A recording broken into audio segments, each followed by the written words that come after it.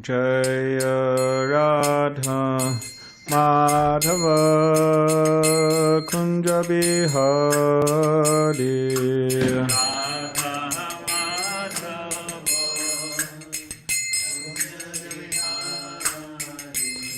Jai Radha Madhava Kunja Bihari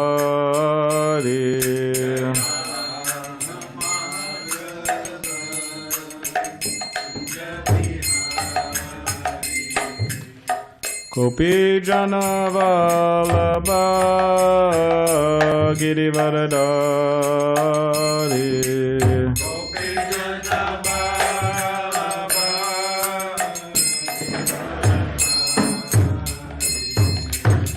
Gopi Jana Vallabha Girivaradari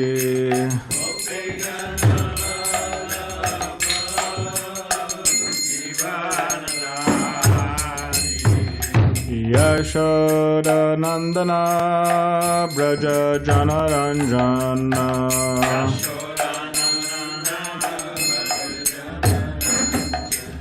Yashoda Nandana Braja Janaranjana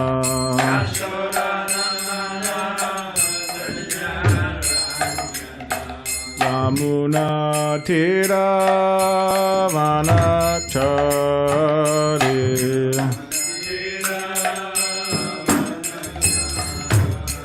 Yamuna Tira Vanachari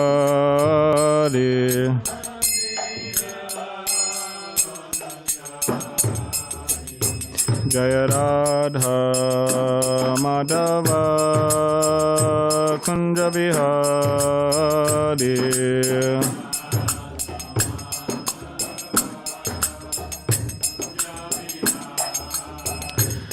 Jai Radha Madhava Kunja Bihari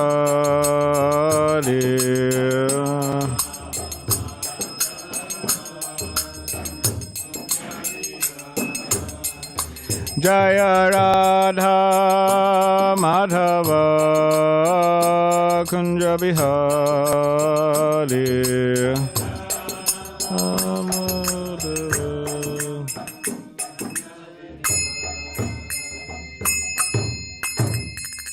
Jaya Vishnupada Paramahamsa Parivajikacharya Ashtatara Shuddha Srimad Bhagavatam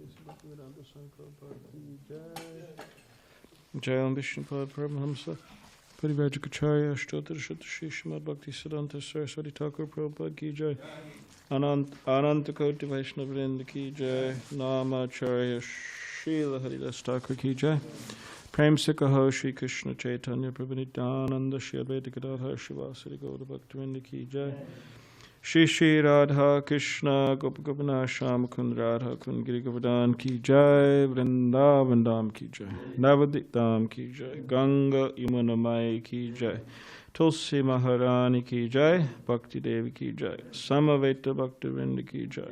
All glories to the assembled devotees.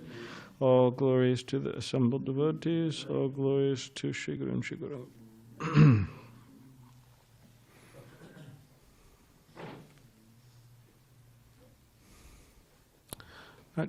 Govardhan, can you pass me the 8th canto, please? Om Namo Bhagavate Vasudevaya.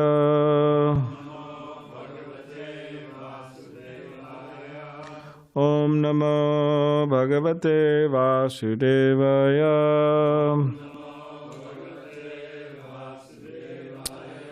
Om Namo Bhagavate Vasudevaya.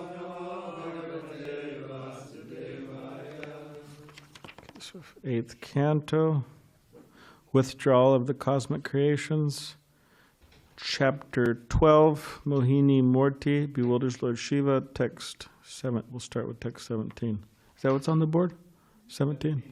All right. Okay, please repeat after me. Shri Shuka Uvacha, Iti, Bruvano, Bhagavams, Tatraivantara Diyata Sarvatash Charangsh Chakshur Bhava Aste Sohomaya Shri Shuka Uvacha Iti Bruvana Bhagavams Tatraivantara Diyata Sarvatash Charang Chakshur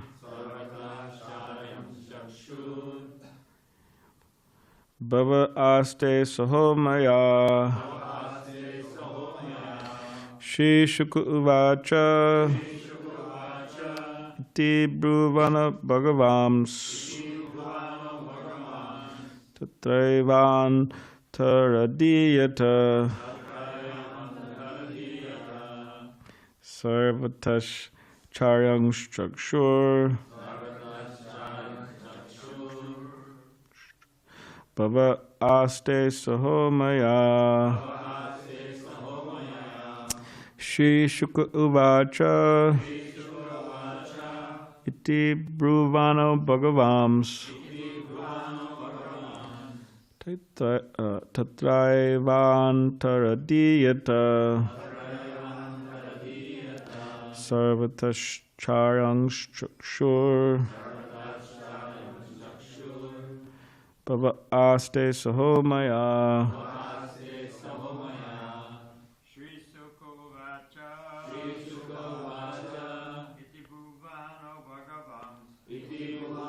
Bhagavams Traivan Taradiyata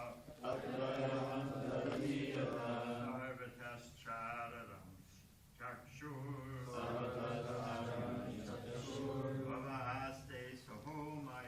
Bhava Aste Sahomaya Shri Sukha Uvacha Iti Bruvano Bhagavans Sattvavan Sadadiyata Sarvatas Charayam Chakshur Bhava Aste Sahomaya Sri Sukha Uvacha Iti Bruvano Bhagavans Masraivam Taradhiyata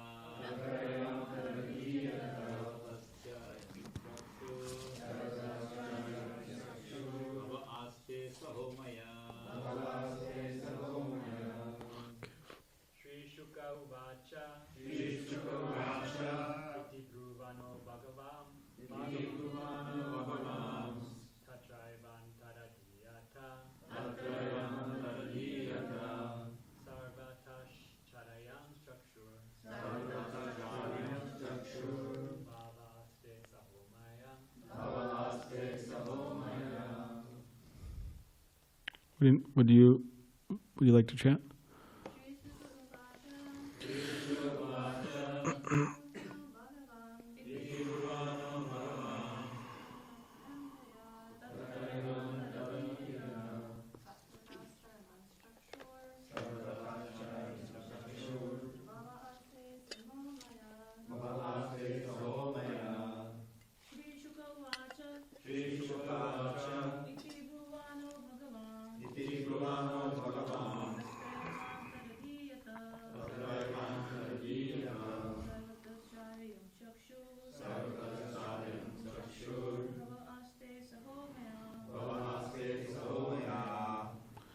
Tapas or Vijay, would you like to chant?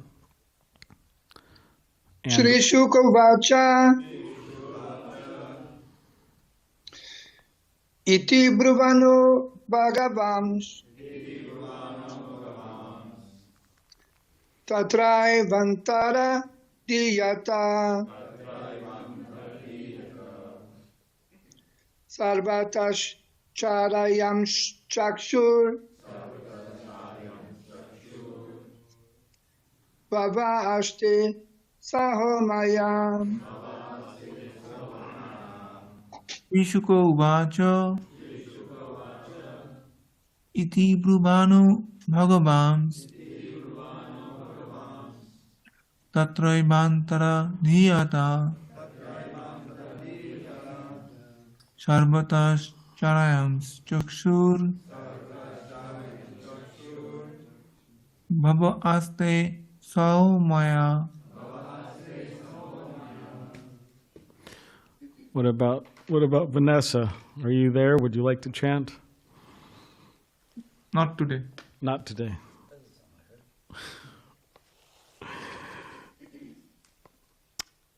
Shri Shuka Uvacha. Shri Shukadev Goswami said, Iti, thus, Bruvanaha, while speaking, Bhagavan, Lord Vishnu, the Supreme Personality of Godhead. Tatra, there. Eva, Eva, immediately.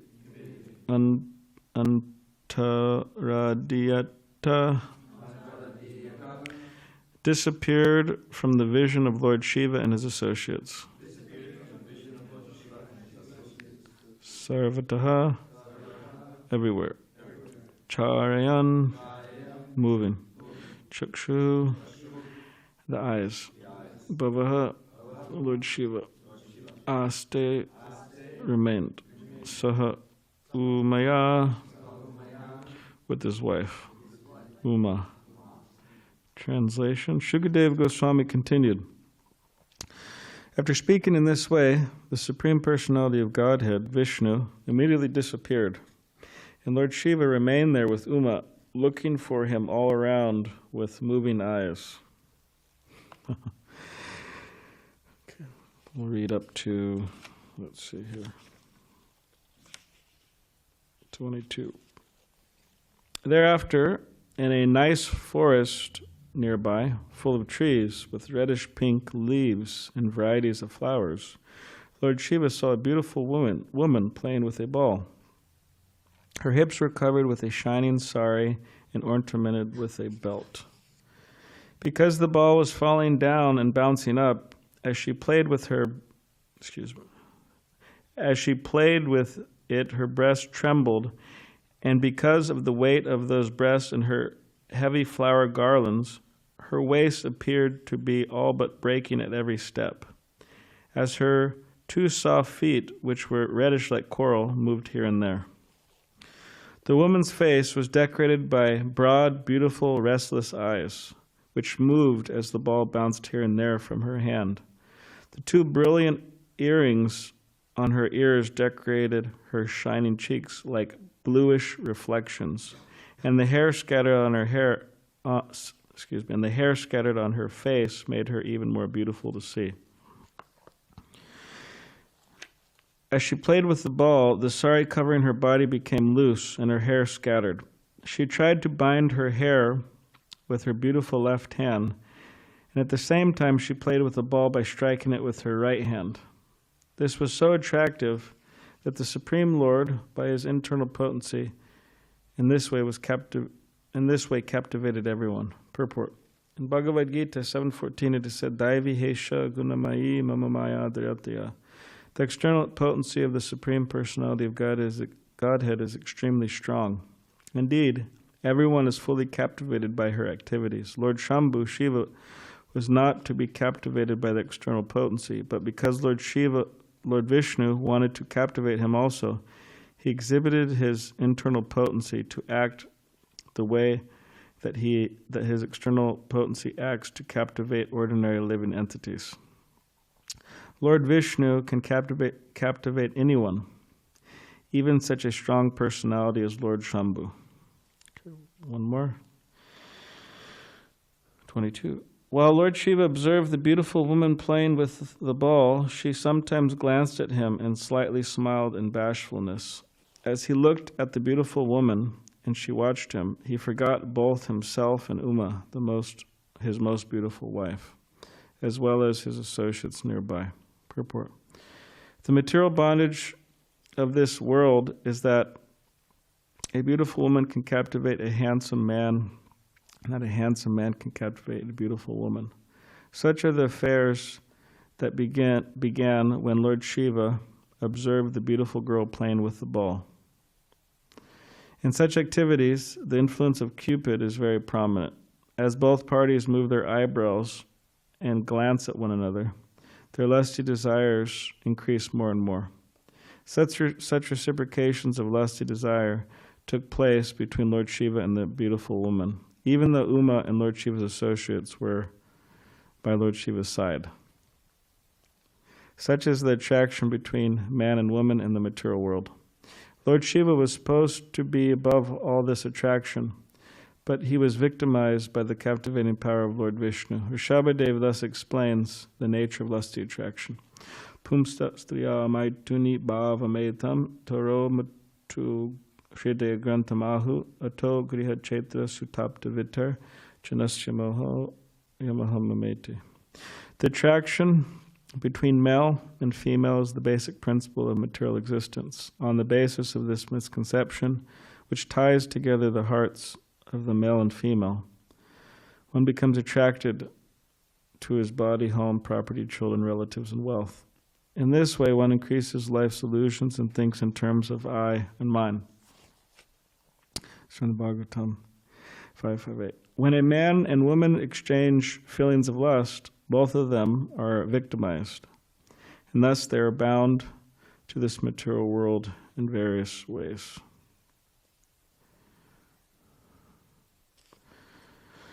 Om Gyanativrandasya Gananjana Shalakaya Chakshulanamaditamena Tasmai Shri Guruve Namaha Mukam Karitavachalam Pangam Pangaite Gidim Yakivatamaham Bande Shri Guru Niditarinam Panchakoparubhishcha Kripa Sindhu Bevacha Patitanam Pavanebhyo Vaishnavebhyo Namo Namaha. Jai Shri Krishna Chaitanya Prabhu Nityananda Shri Advaita Gadadhar Shri Vasari Gaura Bhakti Vrinda. Hare Krishna Krishna Krishna Hare Hare Hare Rama Rama Rama Hare Hare. Prabhu, just wanted to let you know, Manasa Mataji joined later and she is now with us. All right. Hare Krishna. Vanessa.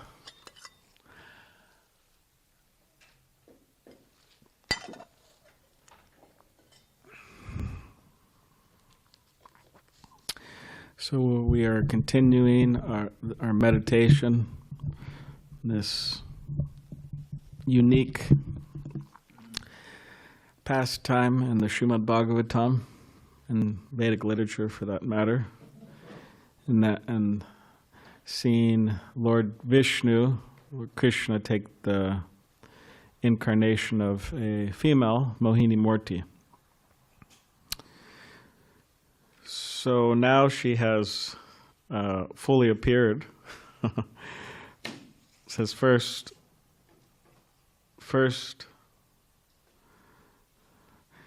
Vishnu immediately disappeared.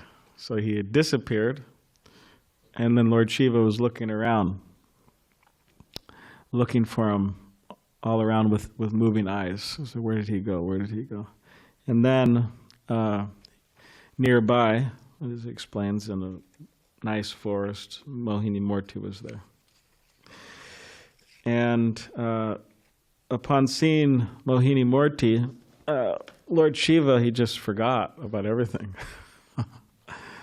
Forgot about his wife that was right next to him, Uma, and his associates, and he just was meditating on Mohini Murti, the beauty of Mohini Murti.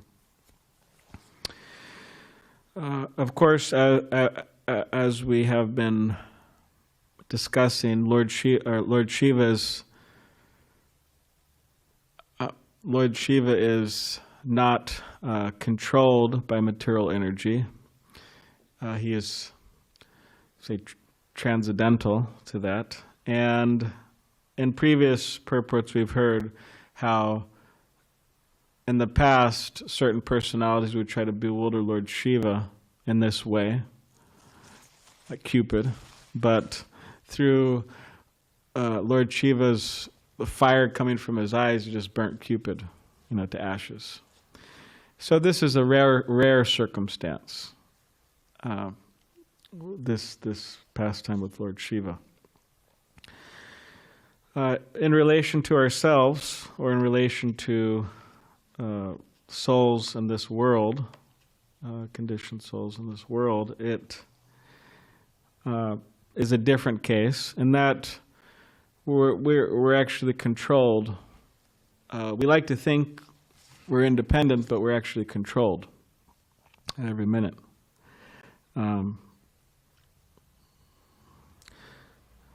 For example, Srila Prabhupada would say, no one likes to get old.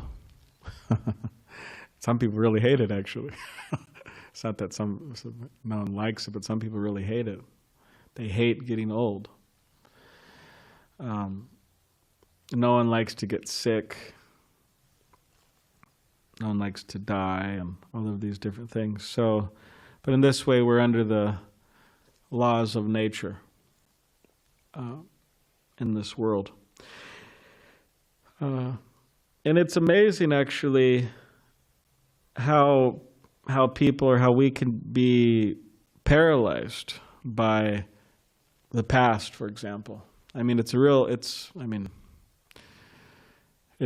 could be a tough world sometimes. I mean, you read about all these different stories, or you may read about all these different stories, things that happen in people's lives. It's a lot of suffering.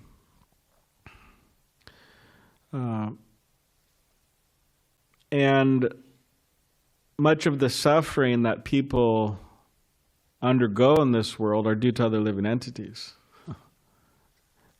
Their father, their mother, their brother, their sister, their friends, strangers. But more common than not is that people suffer because of the people around them, like close people around them. And that's even more difficult. It's not just a stranger, but it could be people around us, and people have a hard time recovering from that. Sometimes people are offended by someone, and the person, like we say, the person dies, and the person's still carrying it. Carrying how that person wronged me. The person's, he died. Still. But it's amazing how strong these things are.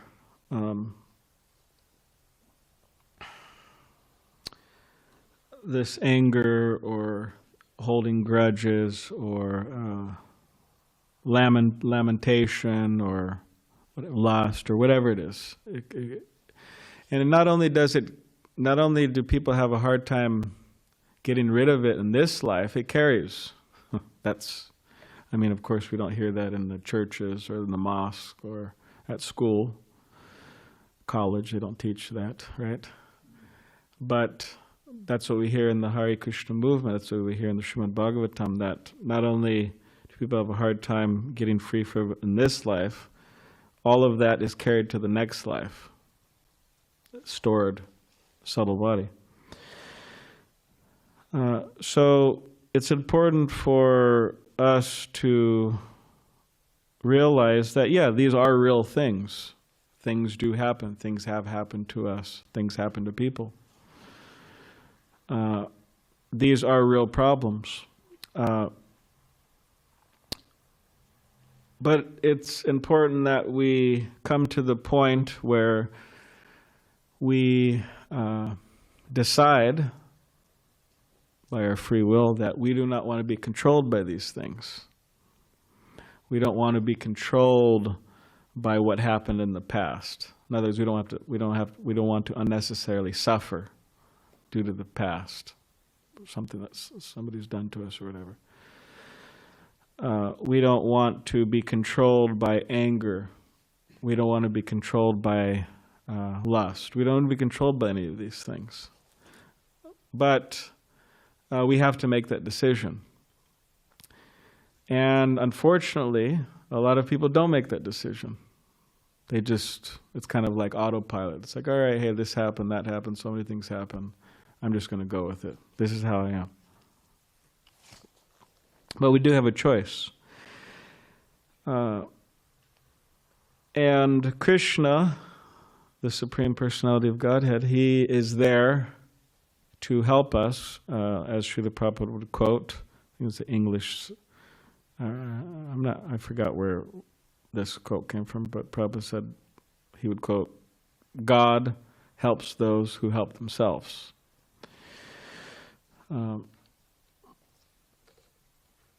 So if we're fortunate, our intelligence will be stimulated, or our intelligence will wake up from the slumber or this sleepy condition, and we'll realize this. Yes, I don't want to be controlled by these things. One of our acharyas, Srila Prabhupada would quote this verse: Kama dinam katina katita palita dornideshas tesham jata mayana kuruna natrapa nopashanti utsri jaitan atyabate sampratam labdibudis twamayata sharanam abhayam mamyuk shramidasya. That he's explaining that this devotee in this shloka is explaining that in so many ways I have been controlled by kama, lust, anger, greed, all, etc. I've just been controlled. And actually, he says, these are like I've been a slave to these things, like a taskmaster. And these have given me no peace. I've actually been suffering. But now my intelligence has awakened, and I'm rejecting these desires. I'm throwing them far away. It's like trash, right? I mean, unfortunately, it's a tough world. You think out of all things people wouldn't be attached to trash, but some people are attached to trash. It's called hoarders. Hoard trash. It's useless, but it's some type of mental problem they're dealing with. But for most people, it's trash. Just throw it away. I mean, don't think twice about it. Just throw it in the trash. You can. So this devotee in this particular shloka, he's realizing that this is all trash. Just let me throw it away. Get rid of it. Like sometimes you realize, man, I've been holding on to this for a long time. It's in my room, it's in my house, it's in my apartment. I haven't used it for 1 week, 2 weeks, 3 months, 6 months. Let me get rid of it, Put it by the dumpster. One man's trash is another person's treasure. So let me sell it, get rid of it. So this realization, it's just trash, just throw it away. So this is what this devotee is saying. And then he goes on to say that, and what is the next step? He says, now I am running to you, Krishna. Please engage me in your service. So instead of being engaged in the service of all of these other things, which are trash-like, the realization that a devotee has is, let me just engage in Krishna's service.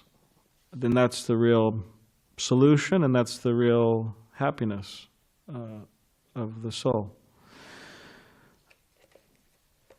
So Lord Shiva here, he is going to become, there's still some more verses describing this. So he hasn't become, this chapter is Mohini Murti bewilders Lord Shiva. So he hasn't become completely bewildered. This is just Dayato, stage. He's meditating, but he hasn't become completely bewildered yet. So we'll see how that manifests throughout the chapter, next verses. But again, any moment we can become bewildered, or we could say any moment a conditioned soul can become bewildered by illusion. Lord Shiva is very powerful, and still he became bewildered. And Prabhupada, given a lecture one time, he said, what to speak of us? And Prabhupada laughed. What to speak of us? So it's important to try to understand the precarious condition we're in. We're in a dangerous condition, actually, in this world. And therefore, again, how this devotee is praying, running, let me run to Krishna and engage in his service. Krishna is here in the form of his deity, Supreme Personality of Godhead, Archa Vigraha, Radha Giridhari. We could take shelter of Radha Giridhari, cook, clean, dress, plenty of things to do for Radha Giridhari, distribute books for them, their pleasure, bring people to them for their pleasure. So yeah, we could run to Radha Giridhari and engage in their service. That's the solution. Take shelter of beautiful Radha Giridhari. In terms of cleaning, for pujaris out there, if you look on, someone brought it to my attention, but if you look on the altar, anyways, we could talk about this, but there's some, I don't know if it's due to ghee wick over many years, but there's some pretty clear, apparent things that need to be cleaned while looking at the altar. Anyways, I could show the pujaris later, but it's interesting. I don't know why I didn't notice it. It's just like this devotee brought it up to me. It's like, yeah, it's clear. It's there.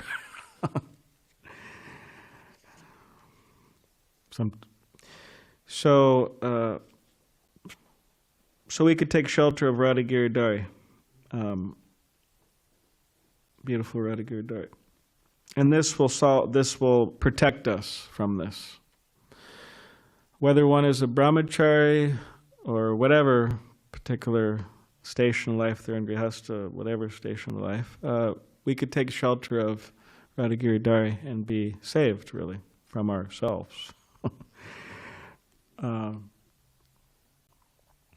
Here in the purport, toward the end of the purport, Srila Prabhupada is mentioning this verse from Lord Rishabhadev, Pumsa Striya Maituni Bhava Metam. And he is mentioning, in this Rishabhadev is mentioning how when a man and a woman become, first of all, they're attracted to each other, and at least in a cultured civilization, they become married, and then the knot is tied. They have that in India, right? When you get married, Brajamandala knows well. She's photographed so many weddings, right? I don't know how many. Have you counted? Thousands of weddings over the years, maybe. But Ramapati knows he was married, and maybe some of you were married in the Vedic ceremony, but the man has part of his cloth tied to the woman's sari. That's part of the ceremony. So they tie the knot. Yeah, tie the knot. Similarly, in America, they also have this saying, oh, did you tie the knot yet? So, it's coming from Shabbadev, right? Tie the knot. So the knot is tied in the heart. In other words, the strong attachment is established. And then one becomes, by this misconception, one becomes attached,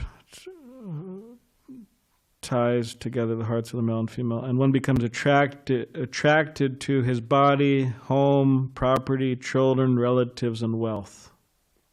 And in this way we think in terms of I and mine. I am this body, and everything in relation to this body is mine. In other words, this is all there is. Krishna's out of the picture.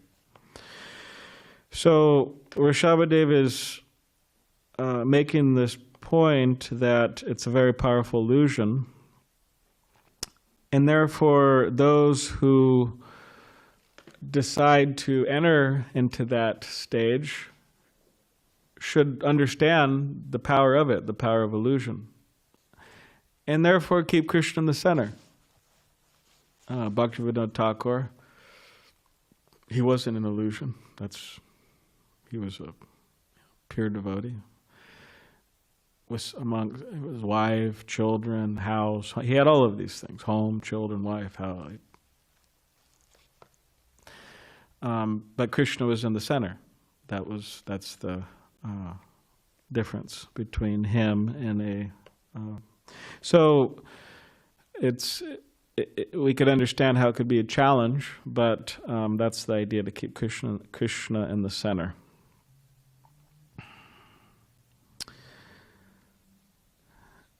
So whatever ashram one is in, that is the idea, to keep Krishna in the center.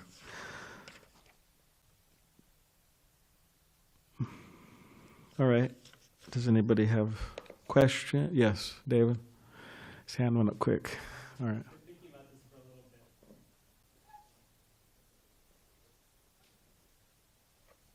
What's the relationship between anger, lust, and fear? Do they motivate one another? Are they distinct emotions? Specifically fear and lust. Is there any specific relationship? Specifically there? fear and lust. Okay.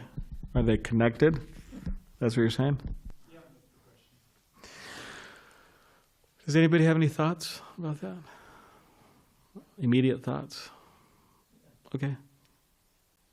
Yeah, the progression, just reviewing that verse, Krishna Bahimukha Anya Bhoga Vanchakari, that Prabhu quotes, very pertinent. When you want Bhoga, material, you immediately forget Krishna. And Maya is right there to tackle you and draw you down. That's what you described.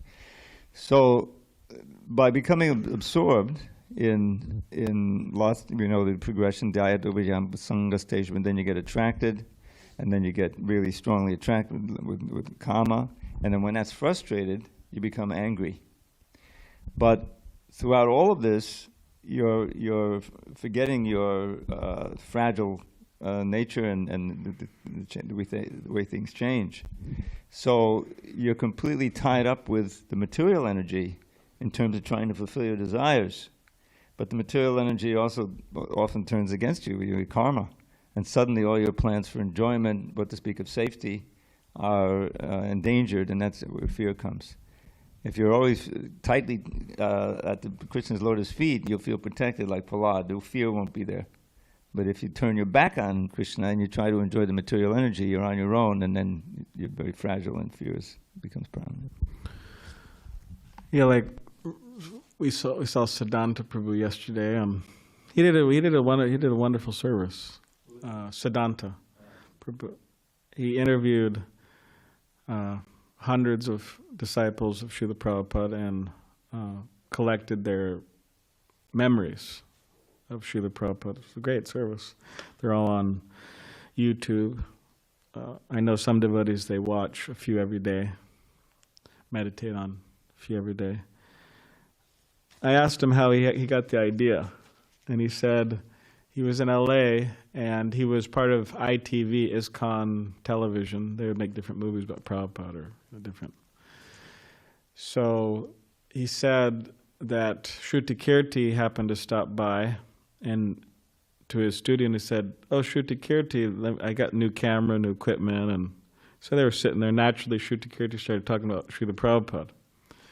So then Siddhanta said he felt so much joy. He said, "Well, let me just go on this whole mission and let me just interview hundreds of Prabhupada disciples." Well, it was a great service. 6 volumes of books. So Siddhanta Prabhu told us yesterday that when he first met Srila Prabhupada in Dallas, Texas, one young man raised his hand and in a bit of a challenging mood. He said, "What do you feel when you chant Hare Krishna?" "Yes, Srila Prabhupada." And then Prabhupada, he said, I feel fearless." And then Siddhanta, he was quite impressed by that. He said, "Fearless." Because at the time it was a Vietnam War, and there's a possibility he could be drafted to the war, and he was quite fearful of that and so on. So as Dravida Prabhu was mentioning, that when one takes shelter of Krishna, they're fearless. But without that shelter of Krishna, then there's fear. There has to be fear. That's what the verse in the 11th canto says, that when you turn your back on Krishna, or when we turn our back on Krishna, then immediately we become fearful. And that's when lust comes, because Krishna is not there, he's not in the picture, so what else is there? We just have to try to fulfill our own desires. So it's like you become fearful, and then all the other stuff comes, lust and then anger and all these different things come when we turn our back on Krishna. So if we're not fulfilling Krishna's desires, then we have to fulfill our own desires. So it's lust. And, yeah. All right. Any other question? Yes, or comment? The source of God helps those who help themselves. Mm-hmm. It's not in the Bible. It comes from ancient Greece and was later popularized by Benjamin Franklin. All right, there you go. Bhakti Ben.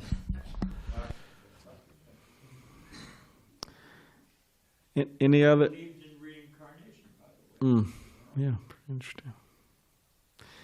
Any online question? Vijay? Yes, I have a question. Okay. Well, at the end of the purport, we find the sentence, quote, I and mine, close quote. So based on this quote, my question would be, if Srila Prabhupada, by making use of this quote, he does condemn this consciousness based on I and mine, what would be the sentence of 3 words that you would use to replace this one? I am Krishna's. Thank you, Prabhu. Hare Krishna. Is that what you were thinking? Yes, that is what I was thinking. Okay, good. All right. Tapas or Vanessa, you have any question or comment? Hare Krishna, Prabhu. Just wanted to say thank you for a Hare wonderful class. What you said yesterday about, I think it was in the discussion but it was about really hearing, kind of hearing a woman's voice, and kind of on the phone and how that can be. So I just thought that was really interesting because, the right ear, chanting, hearing, Srila Prabhupada, hearing all those stories, those are kind of really what we want to let into our senses rather than illusion. Yes. And, fear, something that feeds your fear, listening to that would be. Yes.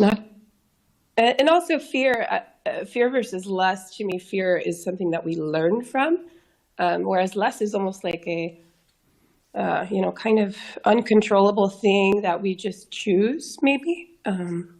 So that's all I have to say. All right, thank you. Yeah, we want to be careful what we put in our ears. It stays in our consciousness, floats around there.